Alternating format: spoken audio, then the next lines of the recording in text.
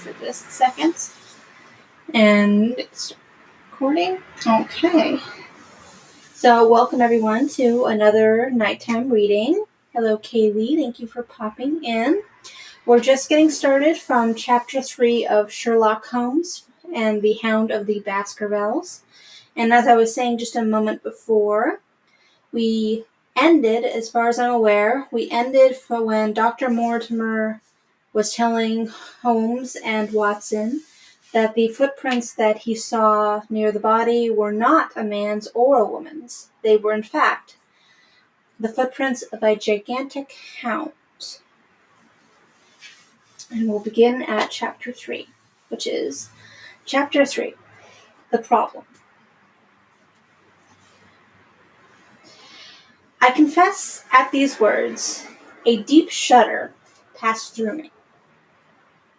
There was a thrill in the doctor's voice, which showed that he was himself deeply moved by that which he told us. Holmes leaned forward in his excitement, and his eyes had the hard, dry glitter which shot from them when he was keenly interested. You saw this, as clearly as I see you, and you said nothing? What was the use? How was it that no one else saw it? The marks were some 20 yards from the body, and no one gave them a thought. I don't suppose I should have done so had I not known this legend. There are many sheepdogs on the moor, no doubt, but this was no sheepdog. You say it was large, enormous, but it had not approached the body. No. What sort of night was it? Damp and raw. But not actually raining? No. What is the alley like? There are 2 lines of old yew hedge, 12 feet high and impenetrable. The walk in the center is about 8 feet across. Is there anything between the hedges and the walk? Yes. There is a strip of grass about 6 feet broad on either side. I understand that the yew hedge is penetrated at one point by a gate. Yes, a wicket gate, which leads on to the moor. Is there any other opening? None. So that to reach the yew alley, one either has to come down from the house or else to enter by the moor gate. There is an exit through the summer house at the far end. Had Sir Charles reached this? No, he lay about 50 yards from it. Now tell me, Dr. Mortimer, and this is important, the marks which you saw were on the path and not on the grass. No marks could show on the grass. Were they on the same side of the path as the moor gate? Yes, they were on the edge of the path and the same side as the moor gate. You interest me exceedingly. Another point. Was the wicket gate closed and padlocked? How high was it? About 4 feet high. Then anyone could have got over it? Yes. And what marks did you see by the wicket gate? None in particular. Good heavens, did no one examine? Yes, I examined myself, and found nothing. It was all very confused. Sir Charles had evidently stood there for 5 or 10 minutes. How do you know that? Because the ash had twice dropped from his cigar. Excellent. This is a colleague, Watson, after our own heart. But the marks. He left his own marks all over that small patch of gravel. I could discern no others. Sherlock Holmes struck his hand against his knee with an impatient gesture. "If I had only been there," he cried. "It is evidently a case of extraordinary interest, and one which presented immense opportunities to the scientific expert. That gravel page upon which I might have read so much has been long ere this smudged by rain and defaced by the clogs of curious peasants. Oh, Mr. Mortimer, Dr. Mortimer, to think that you should not have called me in. You have indeed much to answer for." "I could not call you in, Mr. Holmes, without disclosing these facts to the world, and I have already given my reasons for not wishing to do so. Besides, why do you hesitate? There is a realm in which the most acute and most experienced of detectives is helpless." "You mean that thing is supernatural?" "I did not positively say so, but you evidently think it. Since the tragedy, Mr. Holmes, there have come to my ears several instances which are hard to reconcile with the settled order of nature.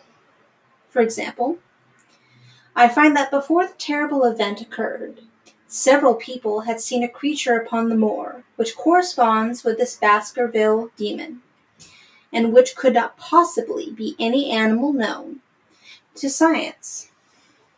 They all agreed that it was a huge creature, luminous, ghastly, and spectral. I have cross-examined these men, one of them a hard-headed countryman, one a farrier, and one a moorland farmer, who all tell the same story of this dreadful apparition, exactly corresponding to the hellhound of the legend. I assure you that there is a reign of terror in the district, and that it is hardy man who will cross the moor at night." "And you, a trained man of science, believe it to be supernatural?" "I do not know what to believe." Holmes shrugged his shoulders. "I have hitherto confined my investigations to this world," said he. "In a modest way I have combated evil, but to take on the father of evil himself would perhaps be too ambitious a task. Yet you must admit that the footmark is material.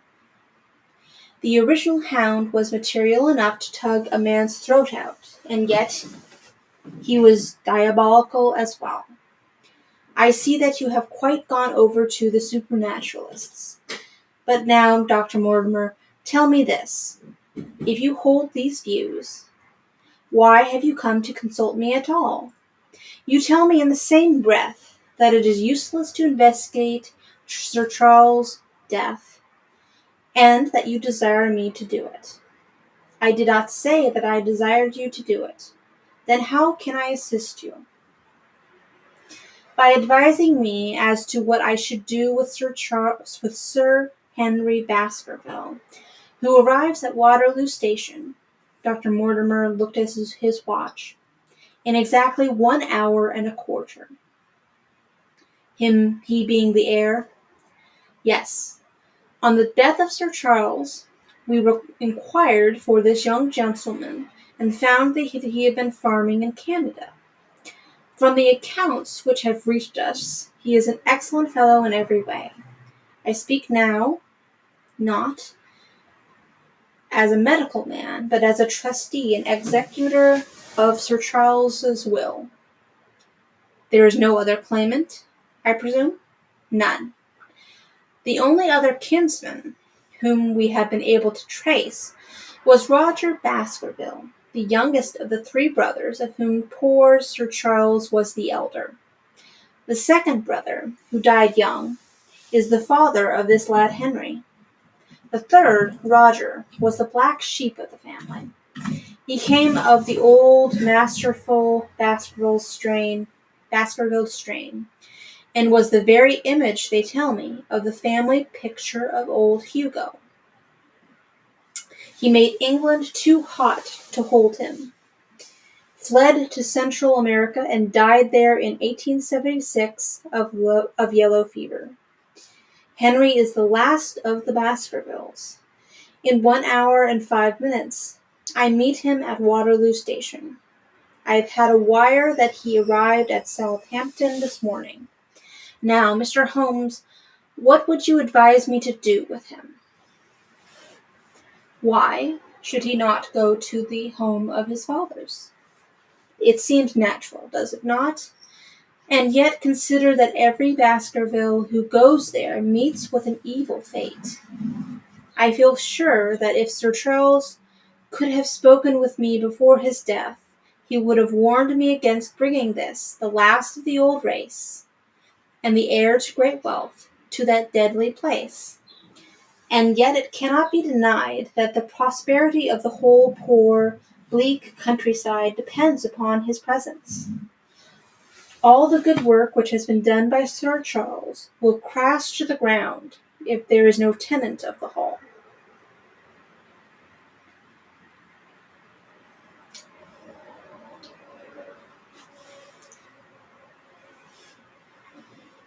I fear lest I should be swayed too much by my own obvious interest in the matter, and that is why I bring the case before you and ask for your advice.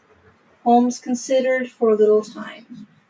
Put into plain words, the matter is this, he said.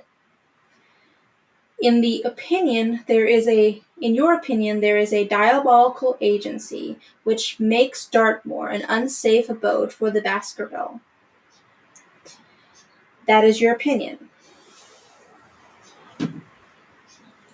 At least I might go the length of saying that there is some evidence that this may be so. Exactly. But surely, if your supernatural theory be correct, it could work the young man evil in London as well as in Devonshire. A devil with merely local powers, like a parish vestry, would be too inconceivable a thing. You put the matter more flippantly, Mr. Holmes, than you would probably do if you were brought into personal contact with these things. Your advice, then, as I understand it, is that the young man will be as safe in Devonshire as in London. He comes in 50 minutes. What would you recommend? I recommend, sir, that you take a cab, call off your spaniel who is scratching at my front door, and proceed to Waterloo to meet Sir Henry at Baskerville. And then you will say nothing to him at all until you have made up my mind about the matter. Until I have made up my mind about the matter. How long will it take you to make up your mind? 24 hours. At 10 o'clock tomorrow, Dr. Mortimer, I will be much obliged to you if you will call upon me here, and it will be of help to me in my plans for the future if you will bring Sir Henry Baskerville with you. I will do so, Mr. Holmes. He scribbled the appointment on his shirt cuff and hurried off in his strange, peering, absent-minded fashion. Holmes stopped him at the head of the stair. Only one more question, Dr. Mortimer. You say that before Sir Charles Baskerville's death, several people saw this apparition upon the moor. 3 people did. Did they see it after? I have not heard of any. Thank you. Good morning. Holmes returned to his seat with that quiet look of inward satisfaction, which meant that he had a congenial task before him. Going out, Watson? Unless I can help you. No, my dear fellow, it is at the hour of action that I turn to you for aid. But this is splendid, really unique from some points of view. When you pass Bradley's, would you ask him to send up a pound of the strongest shag tobacco? Thank you. It would be as well if you could make it convenient not to return before evening. Then I should be very glad to compare impressions as to this most interesting problem which has been submitted to us this morning. I knew that seclusion and solitude were very necessary for my friend in those hours of intense mental concentration, during which he weighed every particular of evidence, constructed alternative theories, balanced one against the other, and made up his mind as to which points were essential and which immaterial. I therefore spent the day at my club, and did not return to Baker Street until evening. It was nearly 9 o'clock when I found myself in the sitting-room once more. My first impression as I opened the door was that a fire had broken out, for the room was so filled with smoke that the light of the lamp upon the table was blurred by it. As I entered, however, my fears were set at rest, for it was the acrid fumes of strong, coarse tobacco which took me by the throat and set me coughing. Through the haze, I had a vague vision of Holmes in his dressing gown, coiled up in the armchair, with his black clay pipe between his lips. Several rolls of paper lay around him. "Caught cold, Watson?" said he. "No, it's this poisonous atmosphere. I suppose it is pretty thick, now that you mention it." "Thick? It is intolerable." "Open the window, then. You have been at your club all day, I presume." "My dear Holmes, am I right?" "Certainly. But how?" He laughed at my bewildered expression. "There is a delightful freshness about you, Watson, which makes it a pleasure to exercise any small powers which I possess in your presence. A gentleman goes forth on a showery and miry day. He returns immaculate in the evening, with the gloss still on his hat and his boots. He has been a fixture, therefore, all day. He is not a man with intimate friends. Where, then, could he have been? It is not obvious? Well, it is rather obvious. The world is full of obvious things which nobody by any chance ever observes. Where do you think that I have been? A fixture also. On the contrary, I have been to Devonshire. In spirit? Exactly. My body has remained in this armchair, and has, I regret to observe, consumed in my absence 2 large pots of coffee and an incredible amount of tobacco. After you left, I sent down to Stamford's for the ordnance map of this portion of the moor, and my spirit has hovered over it all day. I flatter myself that I could find my way about. A large-scale map, I presume. Very large. He unrolled one section and held it over his knee. Here you have the particular district which concerns us. This is Baskerville Hall in the middle. With a wood around it? Exactly. I fancy a yew alley, though not marked under that name, must stretch along this line with the moor, and as you perceive, upon the right of it. This small clump of buildings here is the hamlet of Grimpen, where our friend Dr. Mortimer has his headquarters. Within a radius of 5 miles, there are, as you see, only a few scattered dwellings. There is Laughter Hall, which was mentioned in the narrative. There is a house indicated here, which may be the residence of the naturalist Stapleton, if I remember right, was his name. Here are 2 moorland farmhouses, High Tor and Foulmire. Then 14 miles away, the great convict prison of Princetown. Between and around these scattered points extends the desolate, lifeless moor. This, then, is the stage upon which tragedy has been played, and upon which we may hope to play it again. It must be a wild place. Yes, the setting is a worthy one, if the devil did desire to have a hand in the affairs of men. then you are yourself inclining to the supernatural explanation? The devil's agents may be of flesh and blood, may they not? There are two questions waiting for us at the outset. The one is whether any crime has been committed at all. The second is, what is the crime and how was it committed? Of course, if Dr. Mortimer's surmise should be correct, and we are dealing with the forces outside the ordinary laws of nature, there is an end of our investigation. But we are bound to exhaust all other hypotheses before falling back upon this one. I think we will shut that window again, if you don't mind.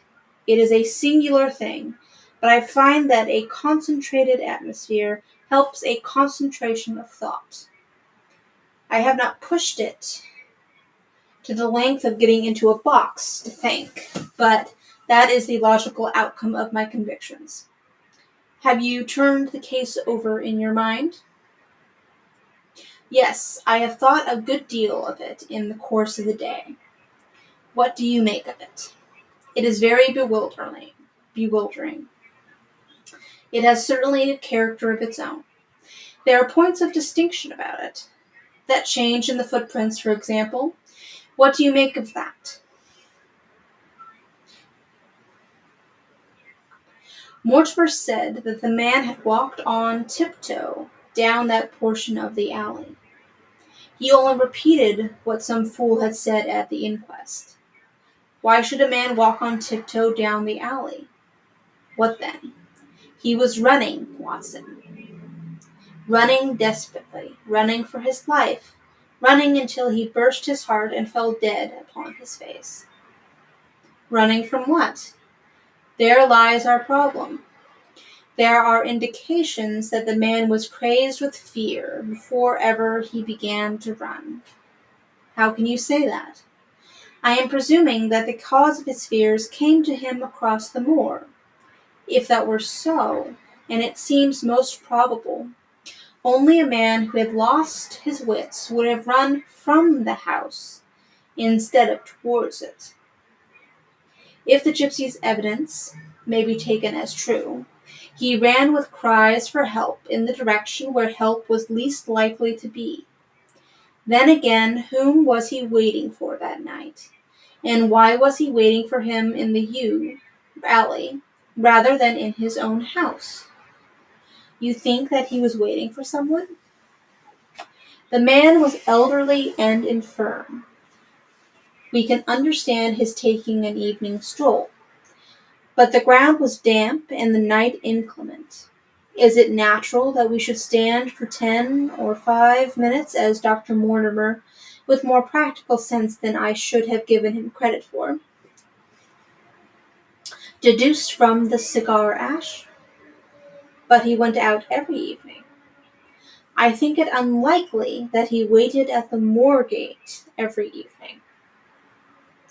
On the contrary, the evidence is that he avoided the moor. That night he waited there. It was the night before he made his departure for London. The thing takes shape, Watson. It becomes coherent. Might I ask you to hand me my violin? We will postpone all further thought upon this business until I have had the advantage of meeting Dr. Mortimer and Sir Henry Baskerville in the morning. And that is the end of chapter 3. It is 8:25, so about 20 more minutes, I think. We could do that, but I need to switch devices because apparently let's double check and see here. 24, okay, stop on here. I don't think anybody's stopped being able to hear on Discord, of course. Of course, why not? Okay, so it seems to be green again, so I don't know what's up with that. But yes. Okay. So it seems to be up on Discord again. It's green again. I don't know.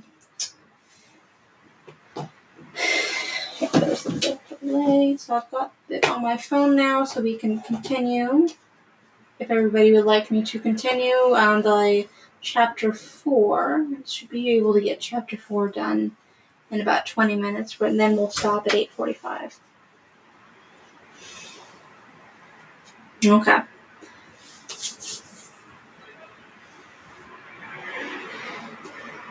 Alright.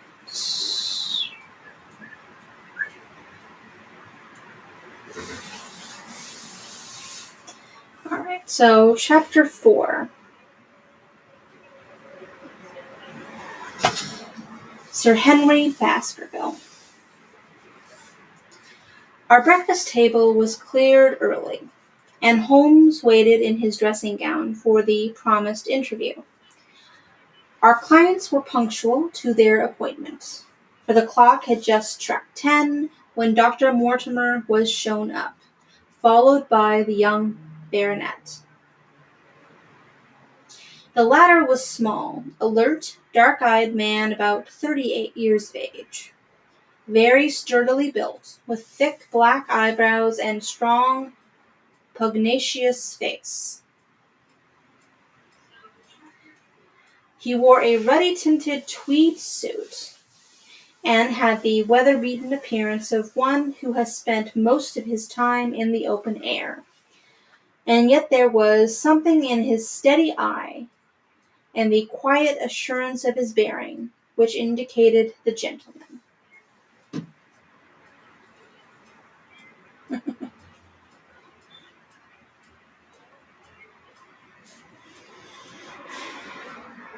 "This is Sir Henry Baskerville," said Dr. Mortimer. "Why, yes," said he. "And the strange thing is, Mr. Sherlock Holmes, that if my friend here has not proposed coming round to you this morning, I should have come on my own account. I understand that you think out little puzzles, and I've had one this morning which wants more thinking out than I am able to give it. Pray take a seat, Sir Henry. I understand you to say that you have yourself had some remarkable experience since you arrived in London." "None of much importance, Mr. Holmes. Only a joke, as like as not. It was this letter, if you call it a letter, which reached me this morning." He laid the envelope upon the table, and we all bent over it. It was of common quality, grayish in color.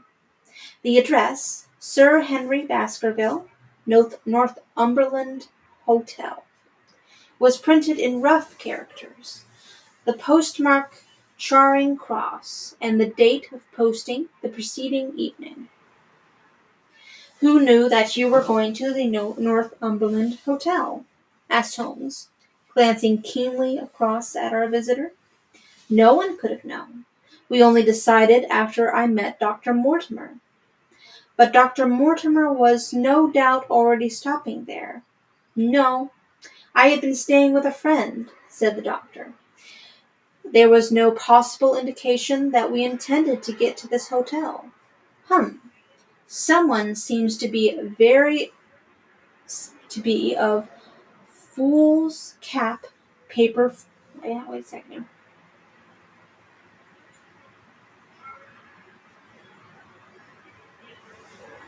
Okay.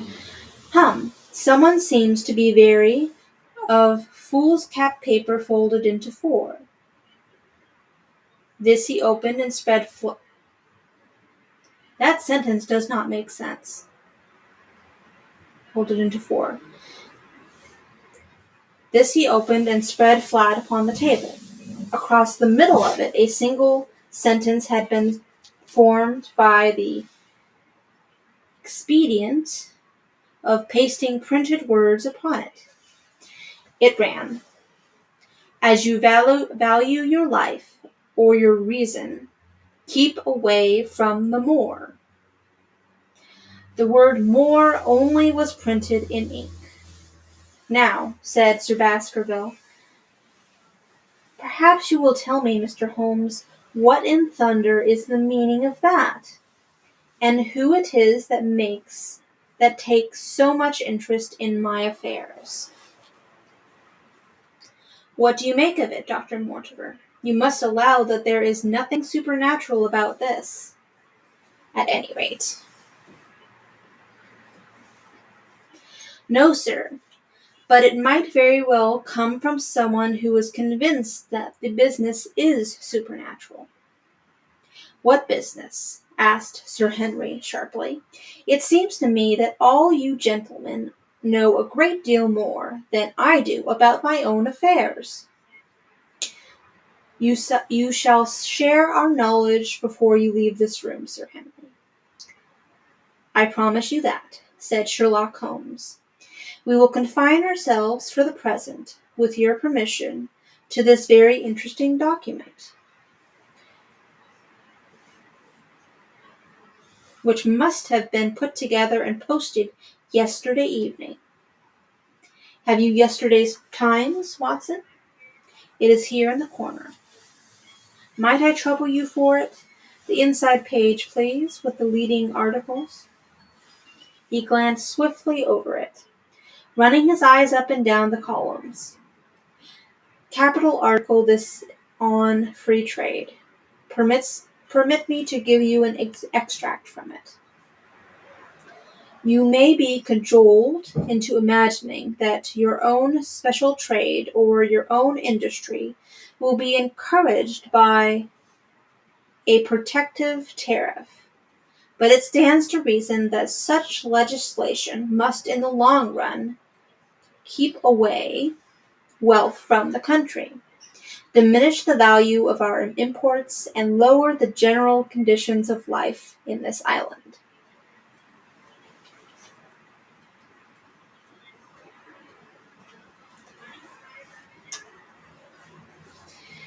What do you think of that, Mr. Watson? Cried Holmes in high glee, rubbing his hands together with satisfaction. Don't you think that is an admirable sentiment? Dr. Mortimer looked at Holmes with an air of professional interest, and Sir Henry Baskerville turned a pair of puzzled dark eyes upon me. I don't know much about the tariff and things of that kind, said he, but it seems to me we've got a bit off the trail as far as the note is concerned. On the contrary, I think we are particularly hot upon the trail, Sir Henry. Watson here knows more about my methods than you do, but I fear that even he has not quite grasped the significance of this sentence. No, I confess that I see no connection. And yet, my dear Watson, there is so very close a connection that the one is extracted out of the other. You, your life, reason, value, keep away from the... Don't you see how whence these words have been taken?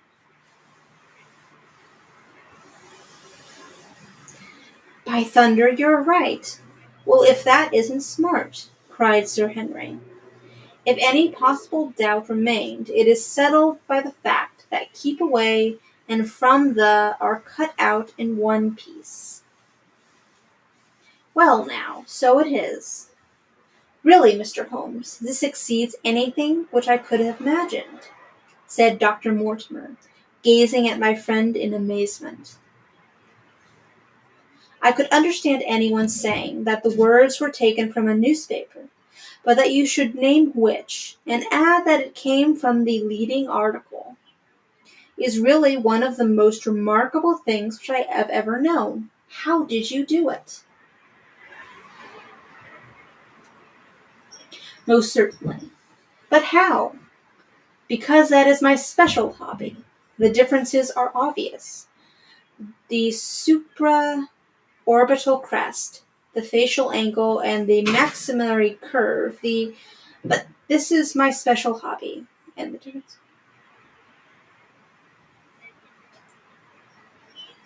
Okay, this copy of Sherlock Holmes is giving me problems.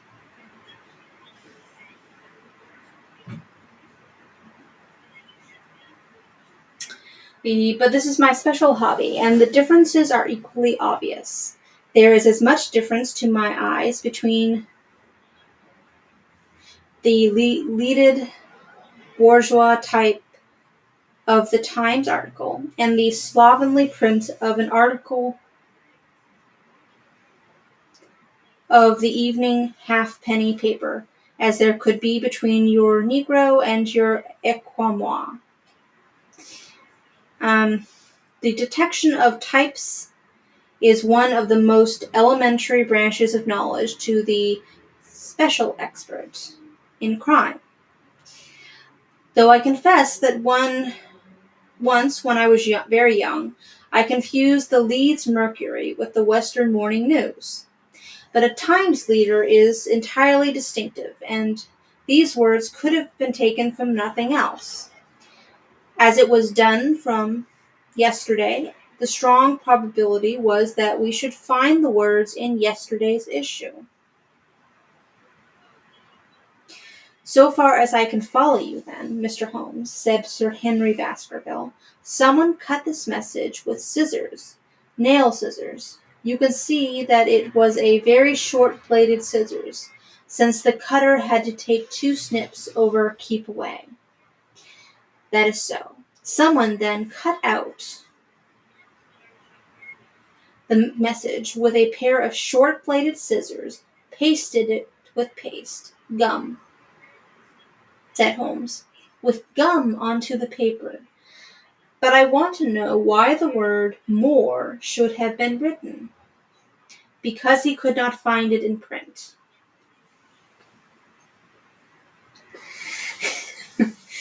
The other words were all simple and might be found in any issue, but more would be less common.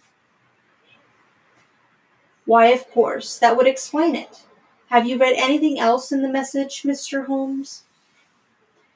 There are 1 or 2 indications, and yet the utmost pains have been taken to remove all clues. The address, you observe, is printed in rough characters. But the Times is a paper which is seldom found in any hands but those of the highly educated. We may take it, therefore, that the letter was composed by an educated man who wished to pose as an uneducated one. And his effort to conceal his own writing suggests that writing might be known or come to be known by you. Again, you will observe that the words are not gummed in an accurate line, but that some are much higher than others. Life, for example, is quite out of its proper place. That may point to carelessness, or it may point to agitation and hurry upon the part of the cutter. On the whole, I incline to the latter view, since the paper was evidently important, and it is unlikely that the composer of such letter would be careless. If he were in a hurry, it opens up the interesting question of why he should be in a hurry. Since any letter posted up to early morning would reach Sir Henry before he would leave his hotel. Did the composer fear an interruption, and from whom?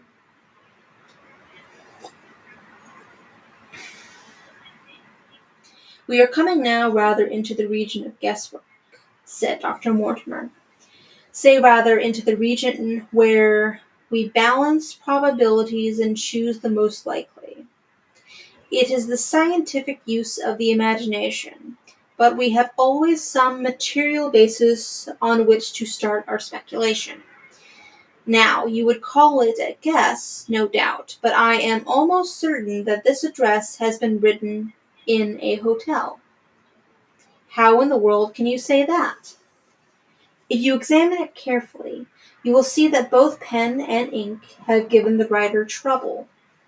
The pen has spluttered twice in a single word, and has run dry 3 times in a short address, showing that there was a very little ink in the bottle. Now, a private pen or ink bottle is seldom allowed to be in such a state. and the combination of the two must be quite rare.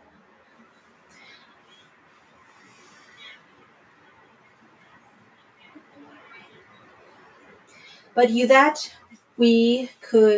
could we examine the waste paper baskets of the hotels around Charing Cross until we found the remains of a mutilated Times letter? We could lay our hands straight upon the person who sent this singular message. Hello. What's this? He was carefully examining the fool's cap, upon which the words were posted, holding it only an inch or two from his eyes. Well, nothing, said he, throwing it down. It is a blank half-sheet of paper, without even a watermark upon it. I think we have drawn as much as we can from this curious letter. And now, Sir Henry, has anything else of interest happened to you since you have been in London? Why, no, Mr. Holmes, I think not. You have not observed anyone follow or watch you? I seem to have walked right into the thick of a dime novel, said our visitor. Why in thunder should anyone follow or watch me? We are coming to that. You have nothing else to report to us before we go into this matter? Well, it depends upon what you think worth reporting. I think anything out of the ordinary routine of life well worth reporting. Sir Henry smiled. I don't know much of British life yet, for I have spent nearly all my time in the States and in Canada. But I hope that to lose one of your boots is not part of the ordinary routine of life over here. You have lost one of your boots? My dear sir, cried Dr. Mortimer, it is only mislaid. You will find it when you return to the hotel. What is the use of troubling Mr. Holmes with the trifles of this kind? Well, he asked me for anything outside the ordinary routine. Exactly, said Holmes. However foolish the incident may seem, you have lost one of your boots, you say. Well, mislaid it somehow. I put them both outside my door last night, and there was only one in the morning.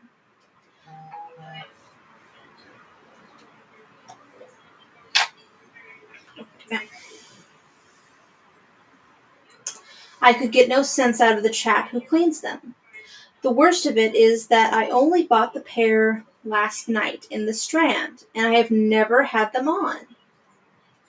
If you have never worn them, why did you put them out to be cleaned? They were tan boots, and had never been varnished. That was why I put them out. Then I understand that on your arrival in London yesterday, you went out at once and bought a pair of boots. I did a good deal of shopping. Dr. Mortimer here went round with me.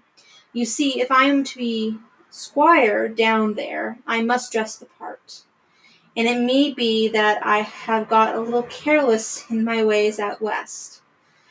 Among other things, I bought these brown boots, gave $6 for them, and had one stolen before I even had them on my feet. It seems a singularly useless thing to steal, said Sherlock Holmes. I confess that I share Dr. Mortimer's belief that it will not be long before the missing boot is found. And now, gentlemen, said the baronet with decision, it seems to me that I have spoken quite enough about the little that I know. It is time that you kept your promise and gave me a full account of what we are all driving at. Your request is very reasonable one, Holmes answered. Dr. Mortimer, I think you could not do better than to tell your story as you told us. Thus encouraged, our scientific friend drew his papers from his pocket and presented the whole case as he had done upon the morning before. Sir Henry Baskerville listened with the deepest attention and with an occasional exclamation of surprise. Okay, so it is now 8:47, and we're not even close to the end of that chapter. So we're about maybe halfway through. So we're just going to get started at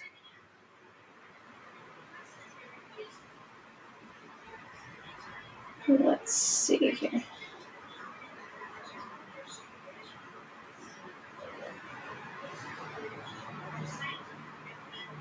Okay. So I believe that next Monday we will begin after he has been told what is going on at that point, because it is 8:47 now and my voice is getting a little bit tired. So we'll stop there and we'll be reconvene for this particular story next Monday. But we'll be back this Tuesday with, I believe it's Persuasion. Jane Austen's Persuasion, I believe. I have it written down my schedule here. Yes, Tuesdays are Persuasion. So we'll be back with the next part of Persuasion tomorrow at the same time here, 8 p.m., starting at 8 p.m. I send invites out about 10 minutes before 8, and we begin reading at 8 o'clock sharp, and we continue as we did tonight until 8:45. Alright, let's pop over to Discord, see if anybody showed up in Discord. We had a little bit of an issue with the voice earlier, but it doesn't seem that anybody popped in, or at least nobody that's talking in the chat. Thank you everyone for popping in and sticking around while I read Sherlock Holmes. I hope everybody enjoyed everything this evening. And I wish you well and hope you have a good rest of your evening and good night. And see you tomorrow.